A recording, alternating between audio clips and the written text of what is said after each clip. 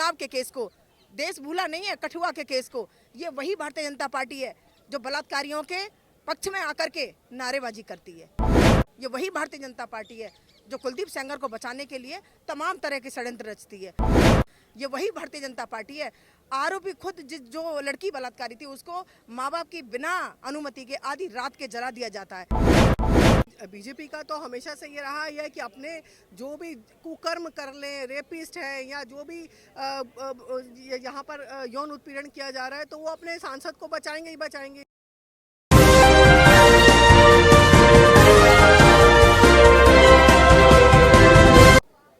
जंतर मंतर पर इस वक्त हम मौजूद हैं। जैसे कि आप देख सकते हैं कि देश का नाम रोशन करने वाली बेटियां जो हैं वो आज जंतर मंतर पर प्रदर्शन पर बैठी हुई हैं। पर इससे बड़ी अफसोस की बात कुछ नहीं हो सकती देश के लिए कि जो अपने हक और इंसाफ के लिए जंतर मंतर पर आई हैं उन्हीं के बारे में ये कह दिया जाता है सरकार के नुमाइंदों द्वारा कि वो राजनीति के लिए बैठी हैं। और तमाम महिलाओं की टीम जो है उन बेटियों के समर्थन में जुट रही हैं। मैं जानना चाहूँगा आपसे कि भारतीय जनता पार्टी की महिला सांसद जो हैं संसद में उंगली दिखा दिखा करके विपक्ष की नेताओं से बात करती रही, पर आज जिन्होंने देश का नाम रोशन किया उनकी आवाज़ें नहीं दिख रही। वो तो नहीं दिखेंगी क्योंकि बीजेपी का तो हमेशा से ये रहा है कि अपने जो भी कुकर्म कर लें, रेपिस्ट है या जो भी यहाँ पर यौन उत्पीड़न किया जा रहा है तो वो अपने सांसद को बचाएंगे ही बचाएंगे। तो इसमें नई बात क्या है, तो उनका काम ही है। क्योंकि बीजेपी सांसद का नाम सामने आया है तो तमाम साम दाम दंडभेद इस्तेमाल कर दिए जाते हैं ताकि नेता किसी तरीके से ना फंसे। कैसे देखते हैं आज जो देश का नाम रोशन कर रहे हैं उनके साथ भी ये सरकार नहीं खड़ी? देखिए बिल्कुल सत्य है ये कि भारतीय जनता पार्टी का जो चेहरा है, जो देश को दिखाया जा रहा है, वो चेहरा असली चेहरा नहीं है। भारतीय जनता पार्टी का असली चेहरा ये है कि जो देश का नाम रोशन करने वाली बेटियां जब यहाँ पर आंसू बहा रही हैं और वो अपने अपने सम्मान की रक्षा के लिए वो यहाँ पर न्याय के लिए बैठी हुई हैं, तब भारतीय जनता पार्टी का एक भी नेता यहाँ पर आकर उनको आश्वासन नहीं दे रहा, ना उनको न्याय की गुहार लगा रही हैं वो, ना उनसे मिलने आ रहा, ना उनको जांच कराने के लिए कुछ कह रहा। तो ये आप देख सकते हैं, भारतीय आप भूले नहीं है उन्नाव के केस को, देश भूला नहीं है कठुआ के केस को। ये वही भारतीय जनता पार्टी है जो बलात्कारियों के पक्ष में आकर के नारेबाजी करती है। ये वही भारतीय जनता पार्टी है जो कुलदीप सेंगर को बचाने के लिए तमाम तरह के षड्यंत्र रचती है। ये वही भारतीय जनता पार्टी है। आरोपी खुद जो लड़की बलात्कारी थी उसको माँ बाप की बिना अनुमति के आधी रात के जला दिया जाता है जिससे कि सबूत मिटा दिए जाए। ये वही भारतीय जनता पार्टी है। ये बड़े बड़े वायदे करने वाली पार्टी है, जैसे बेटी पढ़ाओ बेटी बचाओ का नारा देने वाली पार्टी है। और आज हमारी बेटियां जो यहाँ पर बैठी हैं, जो देश का नाम रोशन करने वाली बेटी है, वो आज न्याय की गुहार लगा रही हैं। ऐसे में मैं चाहती हूँ तमाम इस देश की बेटियों से, तमाम इस देश की महिलाओं से कि वो आएँ और इन बेटियों के समर्थन में उतरें। कोई पॉलिटिकल एजेंडा किसी का सेट नहीं होना चाहिए यहाँ पर आकर के। अगर बेटी है तो देश की बेटी है।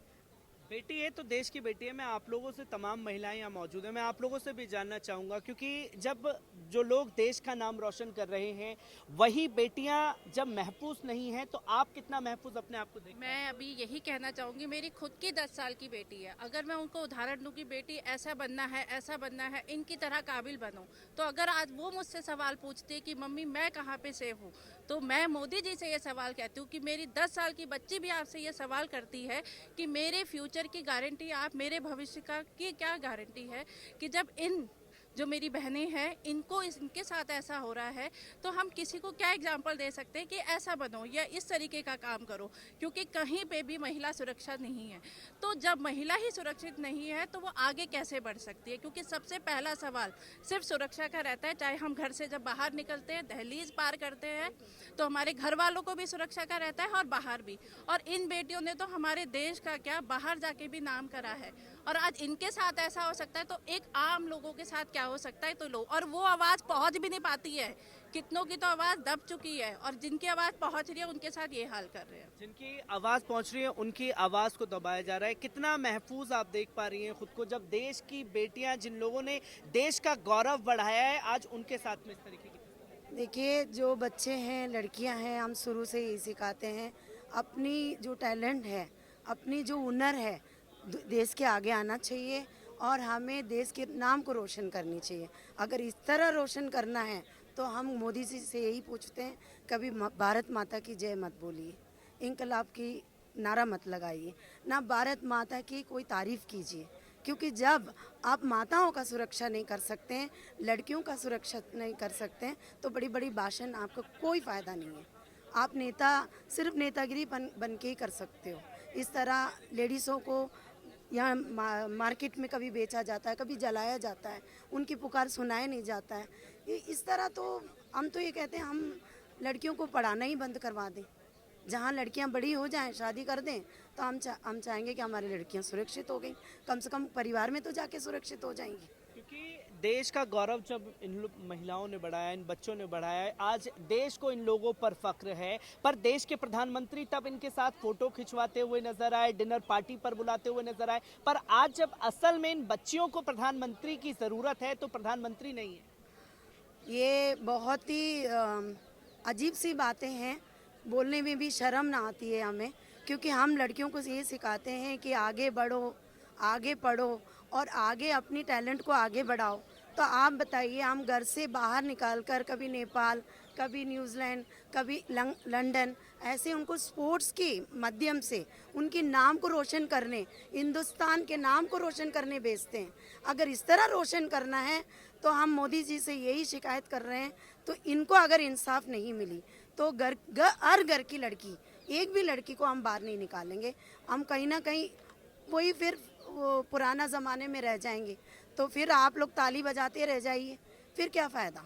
फिर क्या फायदा है। मैं आपसे भी जानना चाहूंगा, क्योंकि कल देश की बेटी के आंसू जो हैं जंतर मंतर पर देश ही नहीं बल्कि दुनिया भर ने देखे, और दुनिया भर की मीडिया जो है इनकी बात को उठाती हुई दिखाई दी, पर देश के प्रधानमंत्री के कान पर जूं तक नहीं रेंग रही है और वो इसे सुनना ही नहीं चाहते। सुनना ही नहीं चाहते वो, क्योंकि अगर उसके साथ इंसाफ नहीं हो रहा तो आम लड़कियों के साथ क्या इंसाफ होगा। फिर तो सारी लड़कियां अंदर ही रह जाएंगी, क्योंकि बाहर तो कोई निकलेगा नहीं। वो तो अपने घर में रहेंगे अंदर, वो लोग कोई आए नहीं बीजेपी के नेते, तो फिर बताओ क्या करें, अंदर ही रहेंगी सारी लड़कियां। देश का नाम रोशन करने वाली बेटियां ही सुरक्षित नहीं हैं, तो आप लोग कितना महफूज अपने आप को देख पाएंगे? हम फिर बिल्कुल भी महसूस नहीं अपने आप को देख पाएंगे।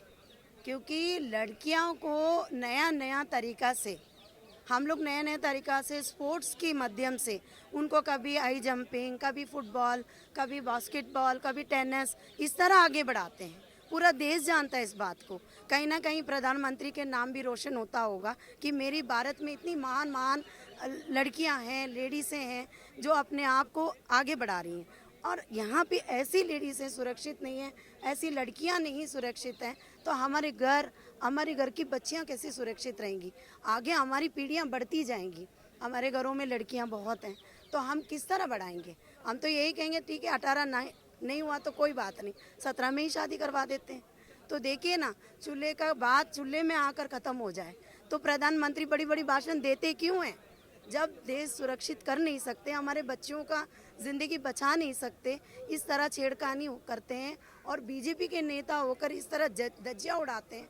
मैं तो देखो आप लोग से भी यही कहती हूँ, मीडिया वालों को सबको यही बताती हूँ, जो है सच्चाई दिखाइए, ताकि एक एक घर में हम सब जो महिलाएं हैं, जो माँ हैं, जो अपने अंदर ये सोचती हैं कि जो सपना मैंने पूरा नहीं करा मेरे बच्ची करेगी, लेकिन मेरे बच्ची के साथ भी ये हालत होगा, तो मैं माफ़ी चाहती हूँ। ऐसा प्रधानमंत्री का कोई फ़ायदा नहीं है। ये हर महिला का दर्द है जो आज जंतर मंतर पर छलक रहा है।